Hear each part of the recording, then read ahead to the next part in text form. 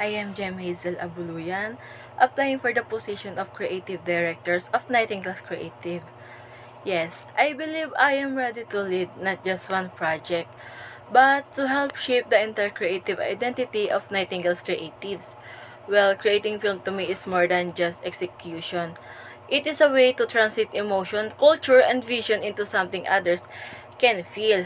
And also, I understand that it is not just about having ideas or sharing.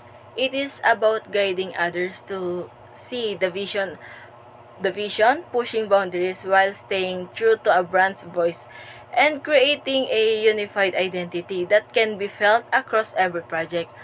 And I am ready to bring that leadership, consistency, and the energy of Nightingale's Creative, not just a contributor, but as a someone who helps shape the soul of collective.